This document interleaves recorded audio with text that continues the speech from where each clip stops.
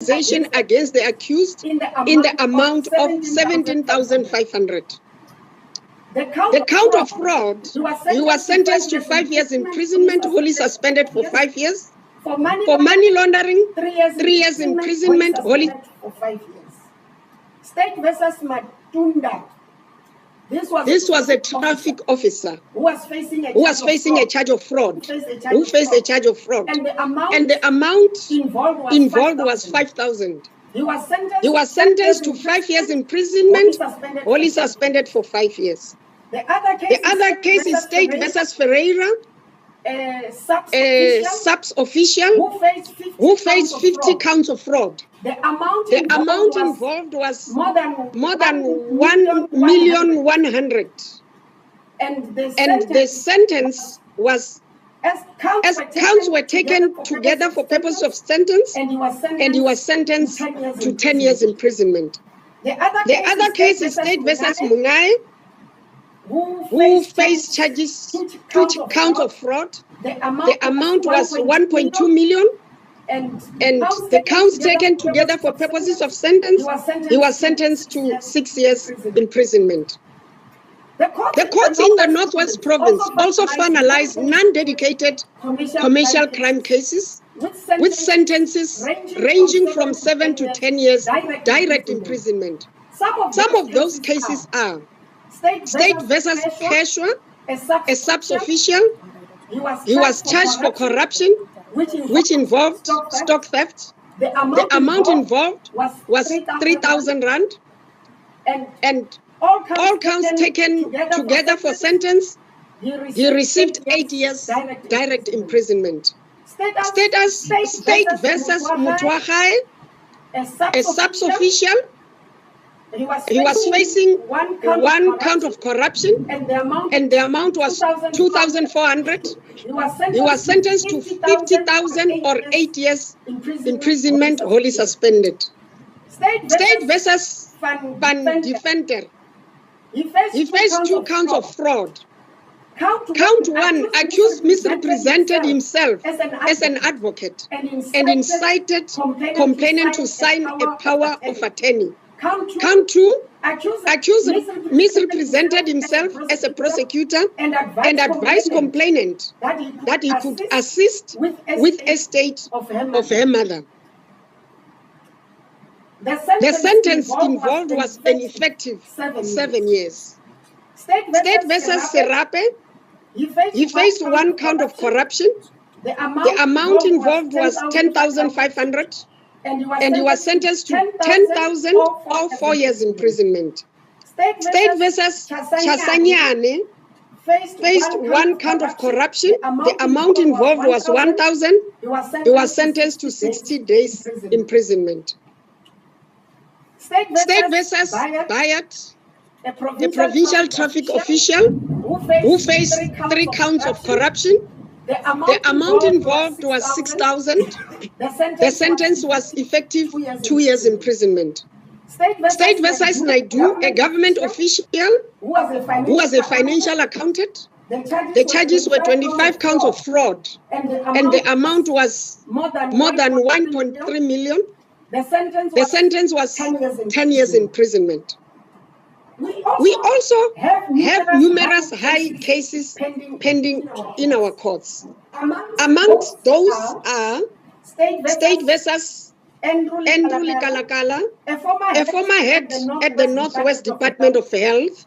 Dr. Likalakala is facing 4 charges relating to the alleged fraudulent awarding of mobile clinics contract to a Gupta-linked company, Mediosa Health Pty Ltd, to which an upfront payment of 30 million was allegedly paid. It is further alleged that Dr. Likalakala received gratification in a form of a trip to India, accompanied by his spouse and associates. The matter has been postponed to the 3rd of April 2023 for further trial in the High Court. State versus Khotso Khumalo and others. Mr. Khumalo is the former mayor of JB Max local municipality, who together with his co-accused are facing 8 counts of theft and fraud from the municipality. The matter has been postponed to 23 to 24 January 2023 for further trial. State versus Betty Diale, a former attorney who is currently a member of parliament in the Northwest Legislature. She's facing 6 charges of theft after she allegedly stole funds from road accident fund claimants, whom she represented while she was still practicing as an attorney. The Legal Practice Council has since struck her off the roll, preventing her from practicing as an attorney. The matter is postponed to 27 January 2023 for pre-trial conference at Rustenburg Regional Court. State versus Thabo Isaac Mokoena, a former Mahikeng local municipal manager, facing 2 charges of contravention of the Municipal Finance Management Act and one of the Prevention and Combating of Corrupt Activities Act. These charges relate to the 92 million the municipality invested in the VBS Mutual Bank. This investment is alleged to have been irregular and prohibited. Mokoena is alleged to have received gratification in the form of credit facilities amounting to 1.2 million. The matter has been remanded to 7 March 2023 for a trial date to be arranged. These are also several matters which are still under investigation. Prosecutors are guiding those investigations. Under General Prosecutions, General Prosecutions carries most of the work in the division, with cases ranging from stock theft, serious and violent crimes, including murder, rape, and other gender-based violence offenses. In the province, we have 3 clusters, namely Mabatu, Odi, and Klerksdorp, headed by chief prosecutors. It is within these clusters that you will find the various district and regional courts, where the above-mentioned cases are being adjudicated. General prosecutions operate on various levels, whereas specialized units are mostly to be found in the office of the DPP. Prosecution is done at district and regional courts, which is within the 3 clusters mentioned above. The DPP office services the High Court, where only the most serious cases are being adjudicated. A recent and ongoing recruitment drive has arrested the high vacancy rate in the division at all levels. All units, except the tax unit, within the office of the DPP, are headed by a Deputy Director of Public Prosecutions, and they are being assisted by a dedicated team of senior and junior state advocates. The interviews for the post of the Deputy Director for Tax Unit were conducted, and we are awaiting the appointment. More appointments for senior and junior advocates are to be finalized soon. This will enable us to work in an environment where attention can be given to quality prosecutions. The NPA, as a trusted and effective prosecution service, pursues justice for all through independent, professional, victim-centered service delivery, and it is dependent upon the Community Prosecutions Initiative with the objective of enhancing communities whilst ensuring speedy with a sense of delivery in participation from the NPA. The aim of this initiative is to prevent stock theft before it occurs by reducing the available markets and educating the community in prevention strategies. Throughout the year, farmers were educated on how to brand mark and safeguard their stock. Some of these projects were done in collaboration with the Border Post Police Officers, NSPCA, Department of Agriculture, and national as well as provincial stock theft unit within SAPS. Several stock theft cases were finalized during the year. To name a few,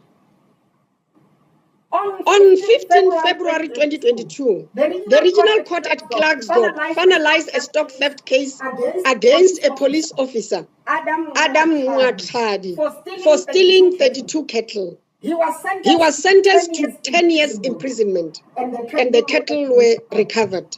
On 17 May 2022, another stock theft matter was finalized at Vryburg District Court against PC Fako and others for stealing 3 goats. They were sentenced to accused 1, 3 years imprisonment or 6,000 fine. Accused 2, 3 years direct imprisonment. Accused 3, 18 months imprisonment or 3,000 rands fine, wholly suspended. On 23 May 2022, the Regional Court at Vryburg sentenced Lithogonolo Laki Bosman to 40 months imprisonment or 12,000 rand fine for stealing 3 Bonsmaras cattle. On 29 August 2022, the District Court at Moretele sentenced Johannes Nkune and Alfred Masia to 3 years imprisonment each after they stole 1 cattle. Supporting victims of crime through initiatives such as the Tutuzela Care Centers, which we call TCC, and court preparation officers, remain a cornerstone of NPS services, which we employ with the great success in the province. We currently have 5 Tutuzela Care Centers in operation, which is Tau, Rustenburg, Mahikeng, Potchefstroom, and Klerksdorp. And 3 more will be established in the near future at Mugwase, Vryburg, and Odi in 2023. In contributing towards successful prosecutions and customer satisfaction, court preparation officers familiarize witnesses with the court environment, legal processes, and legal terms at the appropriate level in order to address their fears and concerns regarding testifying in court. The component also facilitates victim impact statements, ensuring not only customer satisfaction, but also allowing the victims to inform the court in their own words how the crime impacted on them. This assists the court to reach a well-informed decision. The NPA is working with a business plan that includes the attainment of certain targets. These targets are designed around the need for action in certain identified areas of crime. For instance, gender-based violence, tax prosecutions, corruption, cable theft, stock theft, environmental crimes, and so forth. It is a tool to determine our progress in our fight against certain categories of crime that undermines our goal that people should feel safer in their communities. We also have a positive outlook on environmental matters, which yielded results in the following cases. In April, on the 14th of April 2022, Titus Mlambo and 3 others were charged and sentenced at Zeerust Regional Court after entering into a plea and sentencing agreement with the state. The state withdrew charges against accused number 2, and a warrant of arrest has been issued for accused number 4, who escaped from custody earlier this year.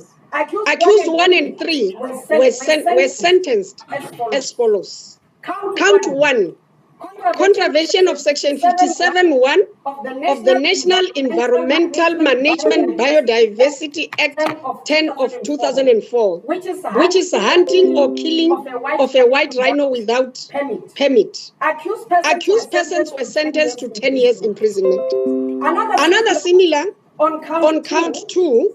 The same contravention of Section 57(1) of the National Environmental Management Biodiversity Act 10 of 2004, hunting or killing of a white rhino without a permit, accused persons were sentenced to 10 years direct imprisonment.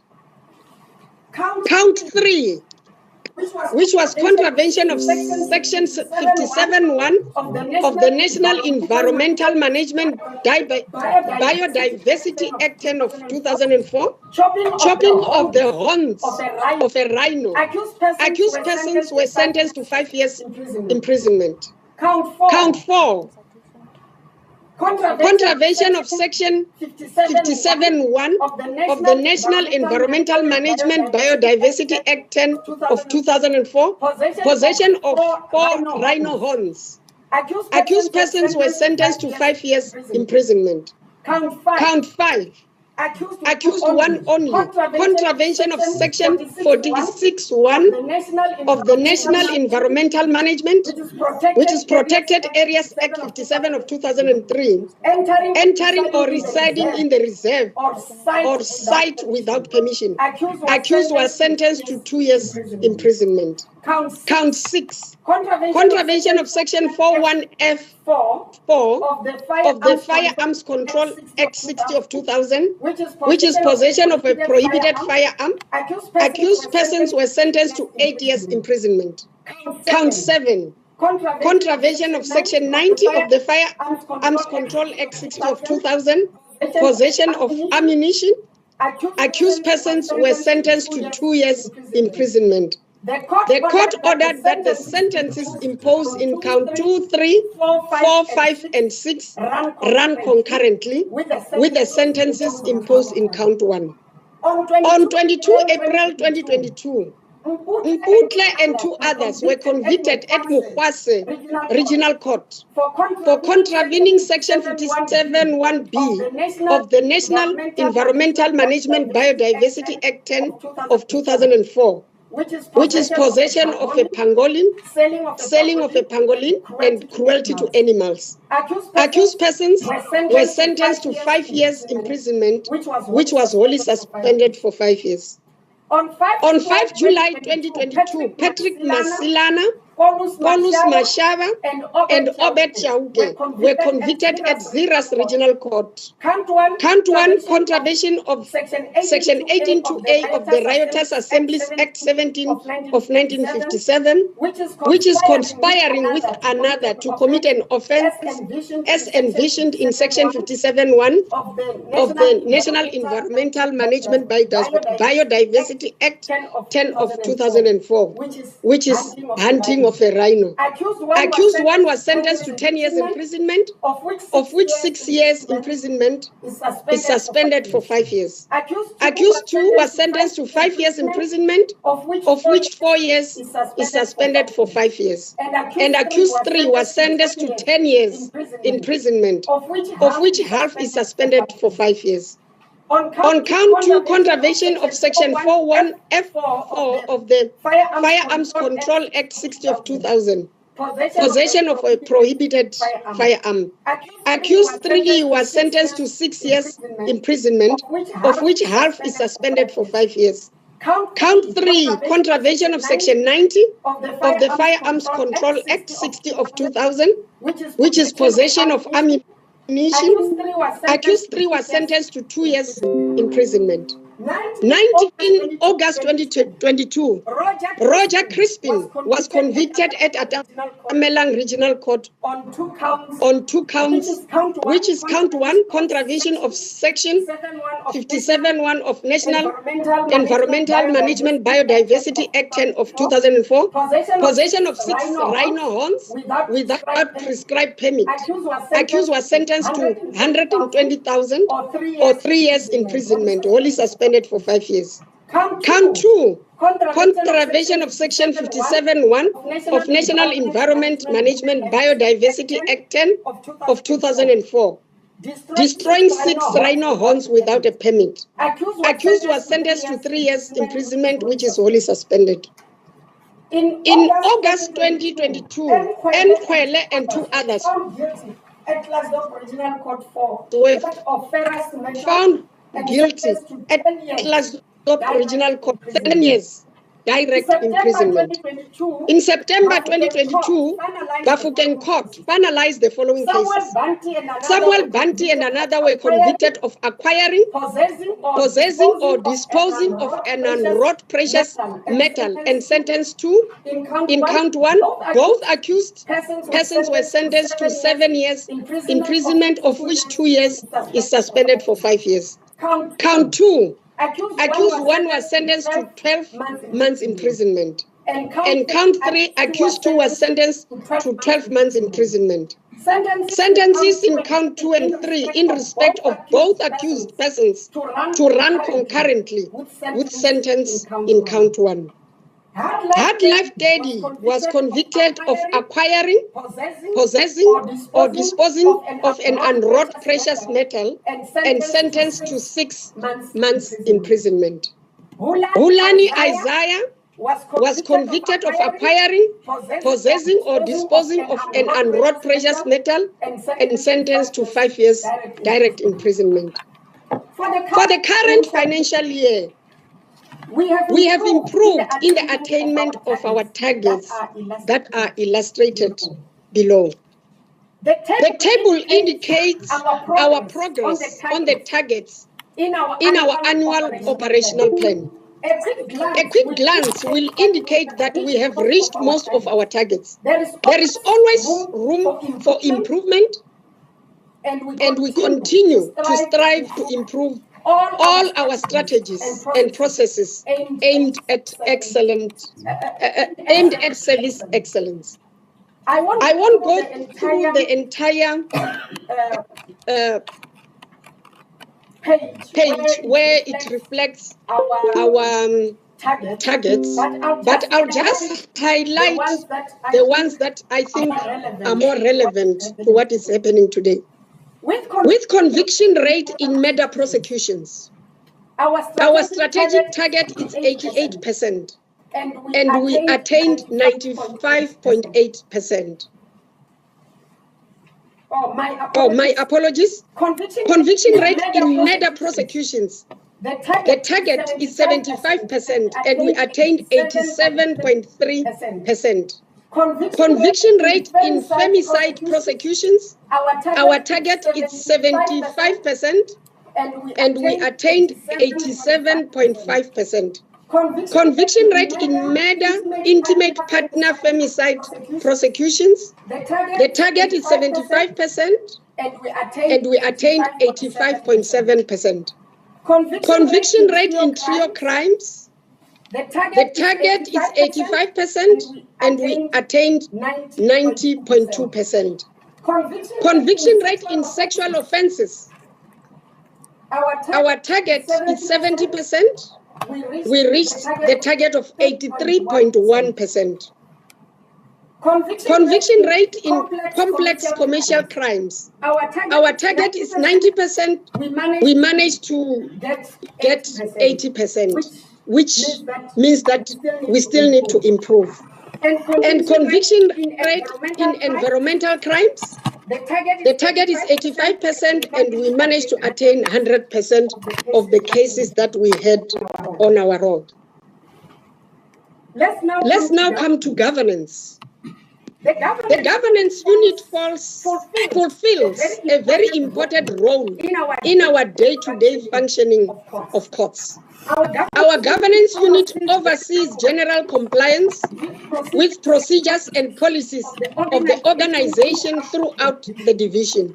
On top of that, this unit is responsible for performance management of the division, including the collection and reporting of performance information to our head office. As part of performance management, governance unit analyzes statistics and trends and monitor our achievement of targets in the annual operational plan. The identification of threats and risks and the mitigation plans to counter those risks are part of the intervention tools that the governance unit manages in conjunction with other prosecuting units within our division. The governance unit keeps and update various databases to monitor our progress on various targets and to ensure continuous promotion of those areas under scrutiny. Our governance section has an effective and good relationship with all units within the office of the DPP and 3 clusters that contributes to good performance management and transparent control over performance and compliance in the division. Let's come to the media. In the digital world of today, it is important to effect the purpose of public it's important to be effective to the outbroadcasting has invaluable contribution to educate and inform the public of the work that we do in the NPA. When people watch on television and read the outcome of our outreach programs, our successful prosecutions, and learn more about our mandate, then the NPA becomes something real and tangible to our communities. It uplifts the spirit of our people to see our successes, and it gives people hope after a very long period of impunity. To that end, we are fortunate to have Mr. Henry Mamutami, our regional spokesperson, who very effectively communicate with the people of the Northwest Province through media publication. Cooperation of media houses is also acknowledged, and we thank you for taking our message to the public. To date, in this financial year, we have already published 91 media statements ranging from cases of state capture and corruption, serious and violent crimes, and stock theft. We have cases that caught media attention, such as the Marikana matters.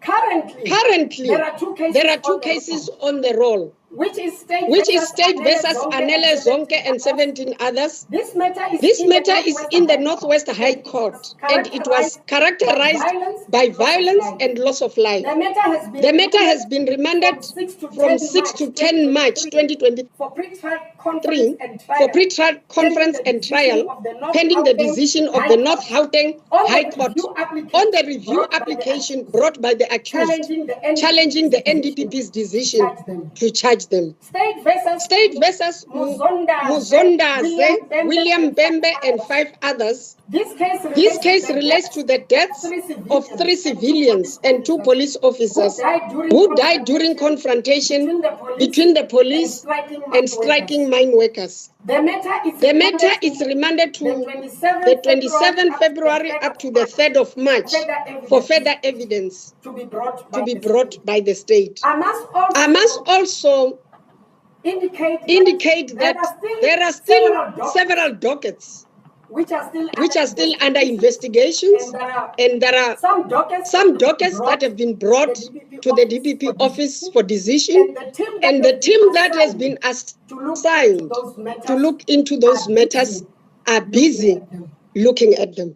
Amongst many cases finalized, we include a few that we finalize that illustrate our fight against gender-based violence. We can't stress it more during this time that this province take matters that relates to gender-based violence very seriously.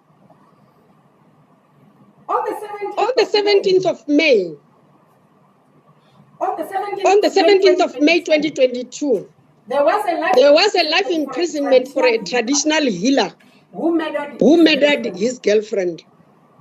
The High Court of South Africa, Northwest Division, sitting at Mukwase Regional Court, sentenced Thapelo Ramuruki to life imprisonment for the murder of his girlfriend. He was sentenced to a further 6 years imprisonment for pointing a firearm. The court declared him unfit to possess a firearm, and the sentences will run concurrently. The 26th May 2022, serial rapists sentenced to 5 life terms and a cumulative 300 years. The High Court of South Africa Northwest Division, sitting at Ga-Rankuwa, sentenced Simbongiseni Njabulo Ngwenya to 5 life terms for rape and a cumulative 300 years. Ngwenya was found guilty on 16 counts of rape, of which 3 victims were minors aged from 12, 14, and 16.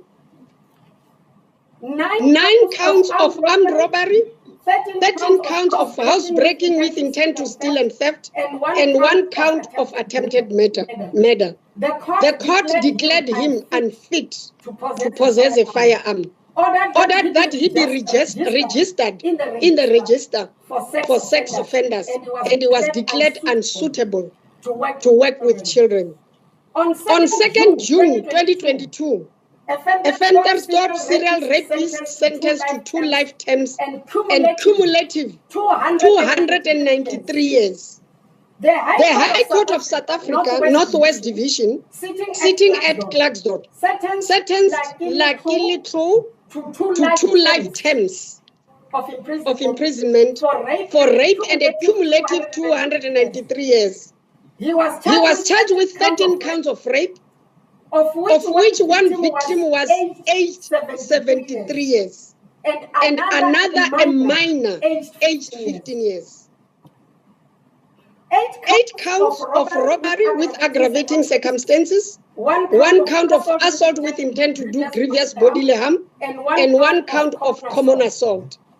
And he had pleaded guilty to all charges. On 9 June 2022, life imprisonment for a rapist, the Potchefstroom Regional Court sentenced Papi Sien Ntandeni to life imprisonment for the rape of a 39-year-old woman. He pleaded guilty to the offense. 24 June 2022, a man sentenced to 25 years for murdering his lover. You know, women, they have nowhere to run to. If you really could be killed by your lover, the person that you think you know, that you share a bed with, it is indeed that as NPA, we must ramp up our fight against gender-based violence. The High Court of South Africa Northwest Division, sitting at Ga-Rankuwa, sentenced Leslie Tsholofelo Mabalane to 25 years imprisonment for murder and a further 10 years imprisonment for robbery with aggravating circumstances. The court ordered the sentence to run concurrently. 25 July 2022, a man gets 2 life terms for murder of lover and his sister, and also got a cumulative 50 years.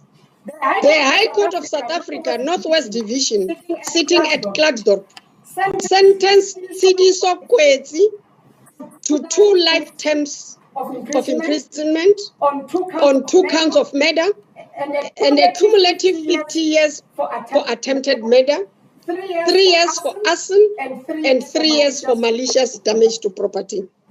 31st August 2022, a rapist sentenced to 4 life imprisonment.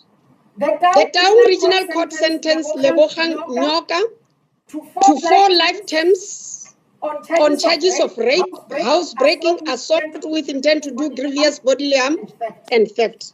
He was sentenced to further 5 years for assault with intent to do grievous bodily harm and 3 years for theft. The court also declared him unfit to possess a firearm. 12 September 2022, a father sentenced to 7 years for his child's death. The High Court of South Africa Northwest Division, sitting at Klerksdorp, sentenced Mukedi Lekhodi to 7 years direct imprisonment for the death of his 2-year-old daughter. 6 years for culpable homicide and 4 years for defeating the ends of justice. He was further declared unfit to possess a firearm, and his application for leave to appeal the sentence was dismissed. 14 September 2022, child murderer sentenced to life imprisonment. The High Court of South Africa, Northwest Division, sitting at Klerksdorp, found Joseph Phakhe guilty of murder of a 10-year-old girl. Following his submission of a plea statement in court, he was sentenced to life imprisonment for murder, 15 years for attempted murder, and 5 years for kidnapping. The sentence will run concurrently, and the accused was declared unfit to possess a firearm. His application for leave to appeal against the sentence was refused. 3 November 2022, life imprisonment for a man who raped a minor in Taung. The Taung Regional Court sentenced Ratiki Radebe to life imprisonment for raping an 11-year-old girl from Kolong village near Taung. 8 November 2022, a man sentenced to life imprisonment for raping an elderly woman. The Taung Regional Court sentenced Daniel Idiemezi Sehemo to life imprisonment for raping a 73-year-old woman. 17 November 2022, men sentenced to double life imprisonment for rape and murder of a minor. The High Court of South Africa, Northwest Division, sitting at Mugwase, sentenced Calvin Kunwana to 2 life terms and for rape and murder, 5 years imprisonment, for kidnapping, 5 years, and for defeating the ends of justice, 5 years. The victim is a 7-year-old girl.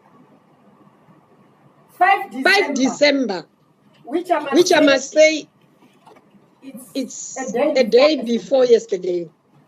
A priest sentenced to 2 life terms and a cumulative 30 years.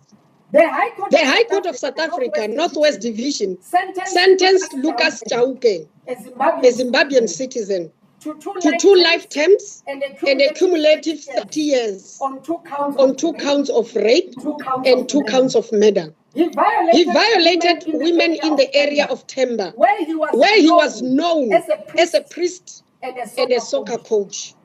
His conviction comes at a time where as a country, we are to reflect on the scourge of gender-based violence and femicide, as well as the abuse of children during these 16 days of activism. The criminal justice system will continue to advocate against this scourge through such convictions. We, however, need all hands on deck to overcome this monster that is destroying our communities. Some of other cases worth mentioning, which were finalized by our courts where life imprisonment sentences were imposed, are the following. 24 June 2022, a man gets 2 life terms for murder and a cumulative 85 years on other offences. The High Court of South Africa, Northwest Division, sitting at Harangua, sentenced Udirile Figland to 2 life terms on 2 counts of murder and a cumulative 85 years. He was convicted on 2 counts of murder, 1 of attempted murder, 2 of unlawful possession of a firearm, 2 of unlawful possession of ammunition, 1 of assault with intent to do grievous bodily harm, and 1 of housebreaking with intent to commit an offence unknown to the prosecutor. 1st July 2022, a car dealership shooter sentenced to life imprisonment. The High Court of South Africa, Northwest Division, sitting at Klerksdorp, sentenced Confidence Khoro to life imprisonment for murder and 5 years on each of the 2 counts of attempted murder. The court also declared him unfit to possess a firearm. The accused was granted leave to appeal. 2 September 2022, police officer and co-accused sentenced to life imprisonment for murder. The Atamelang Regional Court sentenced Matapelo, Victoria Sichoko, Rosina Palazzi, and William Chilo to life imprisonment for the murder of Tabang Kikabile. 13 September 2022, Clarksburg men sentenced to life imprisonment for murder. The High Court of South Africa Northwest Division, sitting at Clarksburg, has sentenced Thabo Takampana to life imprisonment for murder, 15 years on each of the charges of robbery with aggravating circumstances, 5 years for kidnapping, 7 years for possession of an unlicensed firearm, and 3 years for possession of ammunition. The sentences will run concurrently, and the accused was further declared unfit to possess a firearm. We continue to strive to serve the people of the Northwest as NPA in the province. And by so, in the Northwest province, we better serve the people by implementing the following. To continue with the in-house training and back to basics project. To continue to prioritize cases at regional court. That SSU will also focus on less complex corruption cases that can be finalized within a year. We know that cases that are handled by SSU are more complex and involved. They take long to be finalized. Some can take 5 years or more. So what we are intending to do is we'll also look at those that we can finalize as speedily as possible, so that the people of this province must start to feel that the NPA is indeed dealing with corruption in this province. That community prosecutors be more visible in communities doing outreach programs. To focus more on gender-based violence cases, to ramp up collaboration with farmers to deal with stock theft cases, to continue with compilation of databases to monitor and promote finalization of cases. In closing, I should say that it is encouraging to see the significant progress that we as a division has made to become an independent, professional, accountable, and credible NPA. As we continue to train and empower our prosecutors, together with SAPS and DPCI investigators, we commit ourselves to the fight against crime in the province and pledge service excellence to the people of the Northwest province. In our pursuit for justice for the victims of crime, we'll continue to make use of the media to update the community of Northwest on our progress. We invite the people of Northwest province to partner with us in the fight against crime, in order for us to reclaim our province from criminals.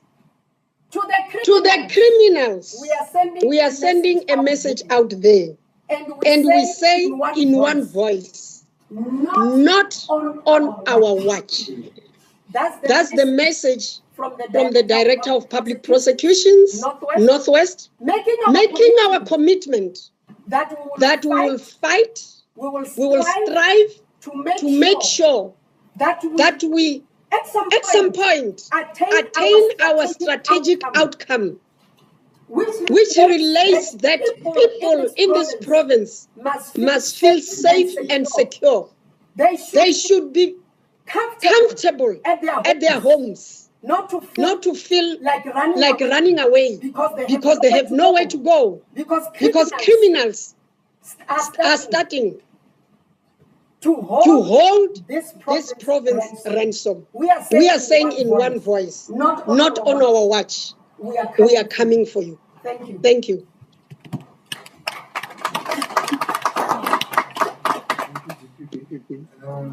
Thank you, colleagues. We'll now enter into our question and answer session. I'll take questions from the floor. Colleagues who are joining us via our links, you can start posting your questions. We will read. For our panel to respond to your questions. Please state your name and the media house you represent, and you can ask questions from there onwards. Take us, please. My name is Modise Obil from Moro News. I wanted to find out whether you are handling a case of VBS investment by the Dr. Who's commitment of district municipality. And maybe you can just Can you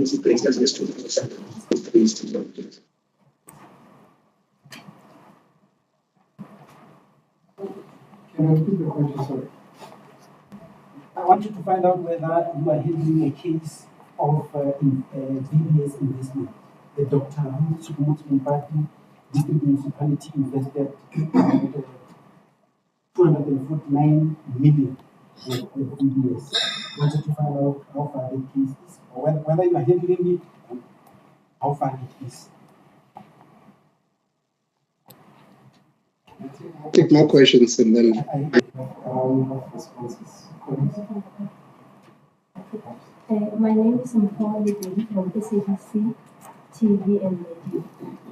My question is, as you were presenting the performance report, you said something about the rate of about 83.1% of convictions of sexual offenses. So I wanted to know as to what is preventing the NPA to reach 100%. Any challenges, anything maybe that is preventing the NPA to reach that target of 100% performance rate? Yeah, I was listening carefully to our director, but maybe she forgot to tell us about state versus Marcus Libino. But interesting as well. Yeah, how far is the case? And another question is state versus genetic leveling. Yeah? Currently, as we are speaking, genetic leveling is practicing. You've got a law there, but you remember that this case is still on the magistrate court. And the last question is state versus Norman Malone, the chairperson of the ANC. You remember at all chips room. Firstly, it was called public homicide. Secondly, it was murder. Now we hear is inquest. How far is the case?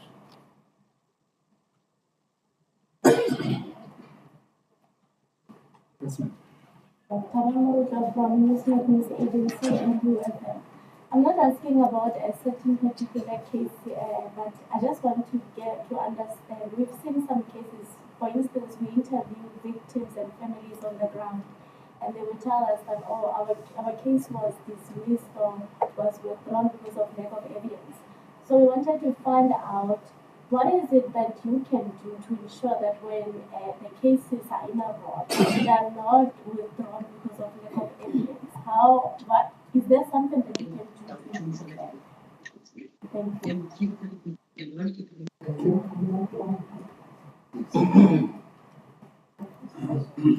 VPS matter, Dr. Ruth.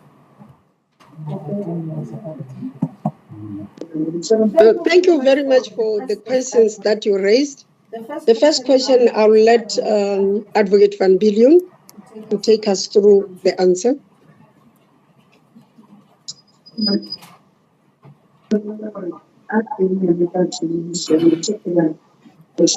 Thank you, DPP.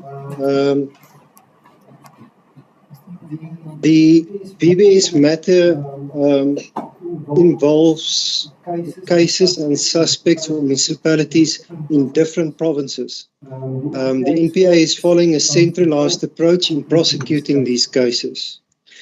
Currently, we have one leg of those cases enrolled, State versus Mokoena, as the DPP has alluded to, and which is currently enrolled in the district court and will later on be transferred to the High Court.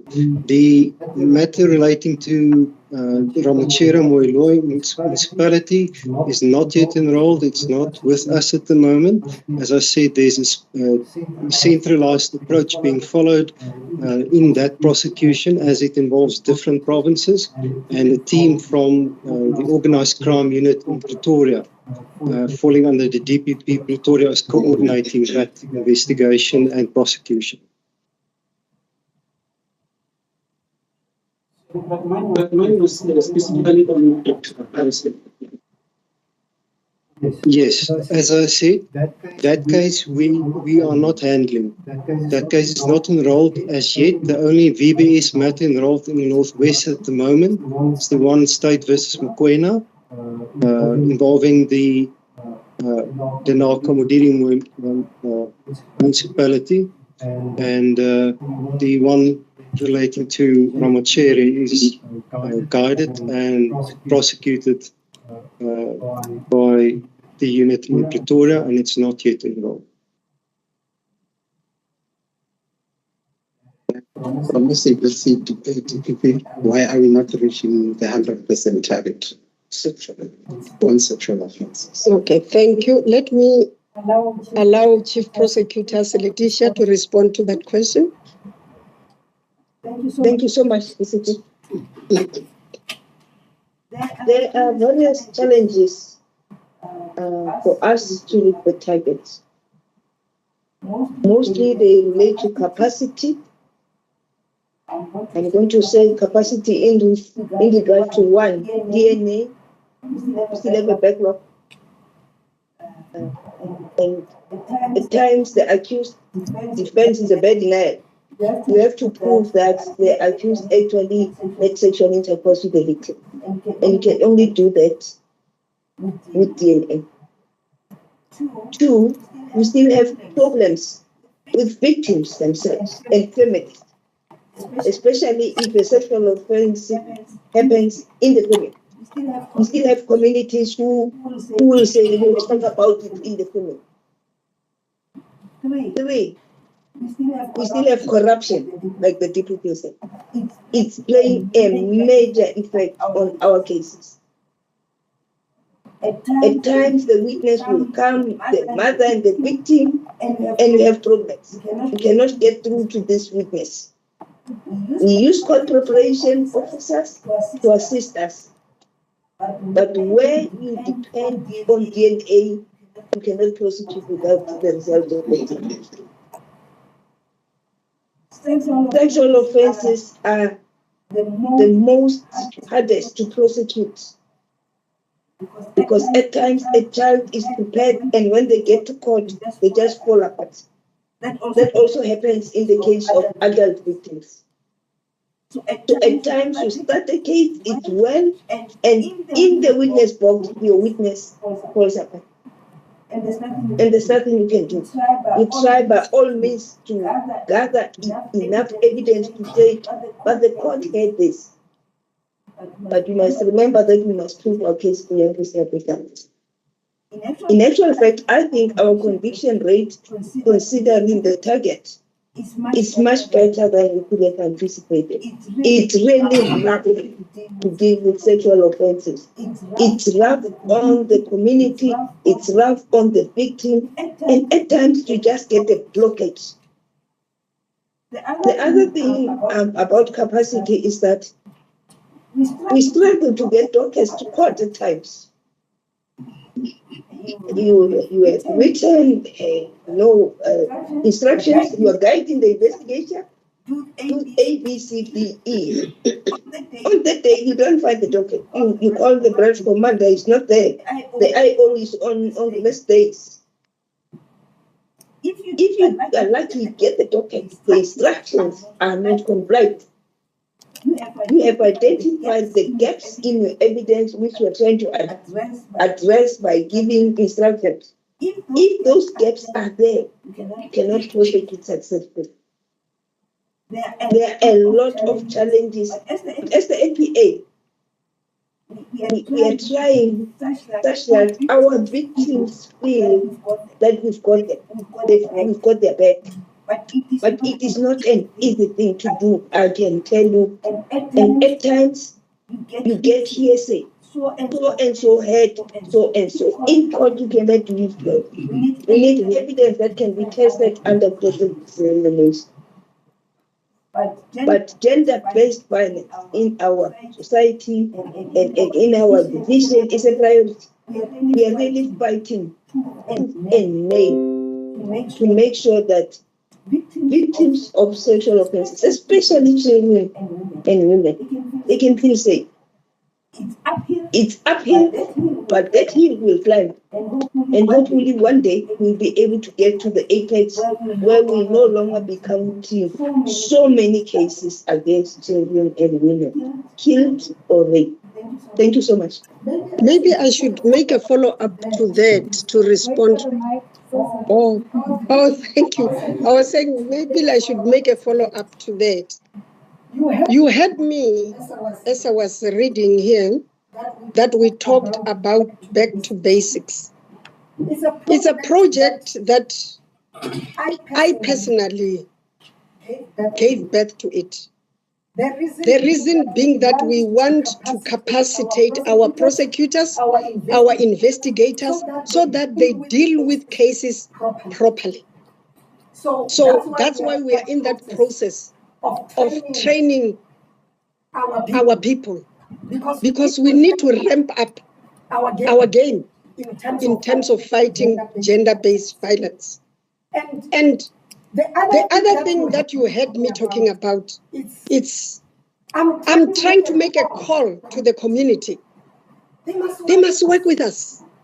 You know, I keep on saying, let's just visualize a country where law enforcement agencies, we are all fit for purpose, and the community that refuses to see crime happening in their midst, we can win the war against crime. So that's why we are roping in, making a call to the community to say, come and work with us. As Mary Seletisha just said, the chief prosecutor, you find that a child has been raped, and is the parents or the relatives who are actually preventing that matter to proceed. And in some instances, you find that in some corners, they might have received some money or something. So it becomes a challenge. But if the communities could understand that to get rid of this kind of scourge, it's when we partner together and refuse. That's when maybe our conviction rate can rise up to 100. The next question was about the case of State versus Marcus DPL. Essentially about our internal stuff, where those cases are. And then there was the third one on State versus Normal. On why is it now on an inquest, moving it from culpable homicide? Okay. Yeah. Let me respond to the Marcus De Beer and Jeanette Neefling matters. With these cases, because they were part of us. I find people outside this province who can deal with those matters. The one against Jeanette Neefling, the matter has been postponed. For have the exact date here for the defense case. The state has already led evidence. Only very soon the matter will be finalized. With the Marcus De Beer matter, it's also proceeding at the regional court in Lichtenberg. It's also has gone at the last remand. They were about to have a pre-trial conference. So hopefully also very soon the matter will proceed and get finalized. They are still proceeding.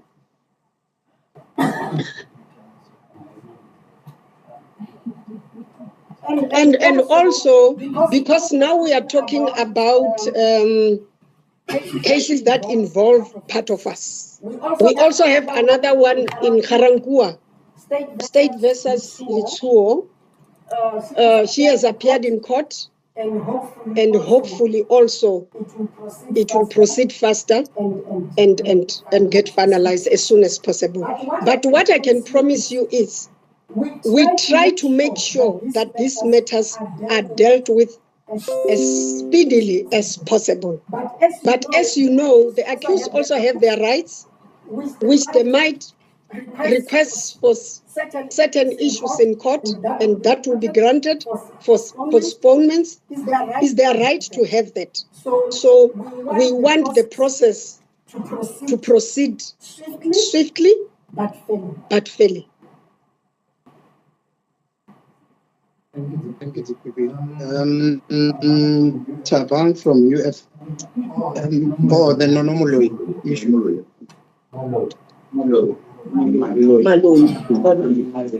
Okay, with that one, I'll request Advocate Chinyani to respond on it.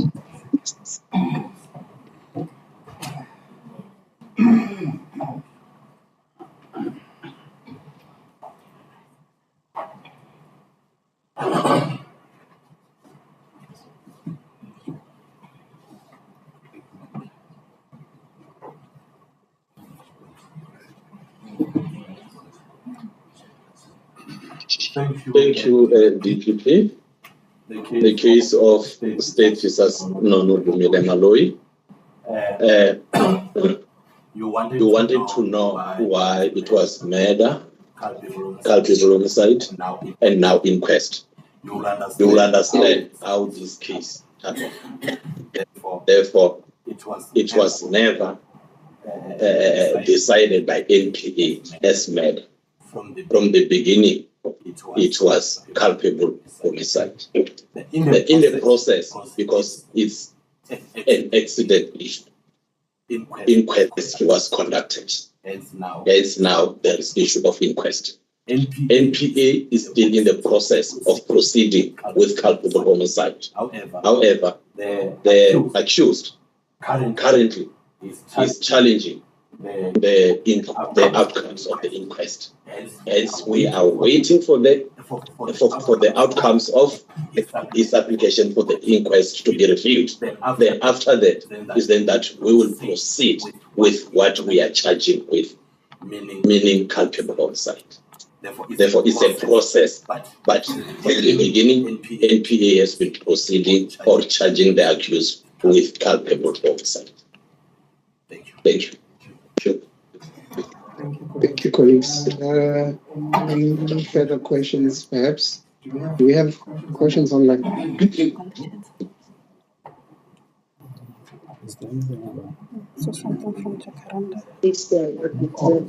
There's a last question from Tabang DPP. What can we do to ensure that cases don't get struck off the roll because of lack of evidence? People are not withdrawing yes. Okay. Let me give this opportunity to Advocate Mzwane to respond. On Tuesday.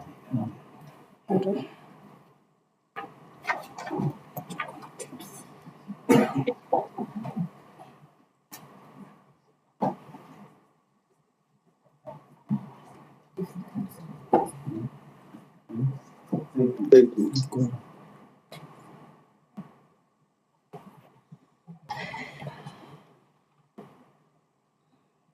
Thank you, DPP, members of the media. The question is, what can we do to ensure that cases are not withdrawn due to insufficient evidence? You will appreciate that as the NPA, we are part of the criminal justice system, which is a conduit. And on our own, we perform a particular important role. We are supported by South African Police Service, other sectors that form part of this system. But for us, as the NPA, what we do to ensure that cases are not withdrawn, we continue to encourage our sister department perform the role for which they were set up to do in this whole system. And we advise our prosecutors to really take decisions that are informed by our mandate as the NPA. I'll give you an example. Cases are withdrawn for various things. It can either be for witnesses who are not in court on a particular day, the court refuses a postponement. In that regard, we encourage our police to ensure that our witnesses. It can also be withdrawn for evidence, for lack of sufficient evidence, which can make it difficult for us to proceed. So in that regard, we also communicate constantly with our stakeholders, including the police, the health department, social development, and any other stakeholder that is involved in that regard. So we are continuing to play our active role as the NPA to ensure that we do not have cases that just fall by the wayside and out of the cracks. Our commitment remains unquestionable. We shall continue to make sure that as the NPA, we play the role for which we were set up. No doubt. We, as the DPP has indicated, continuously are capacitating our prosecutors through training, through other interventions, and localized and national plans. That would be my answer. Maybe also let me allow Advocate Mbadu, who is the coordinator for the Back to Basics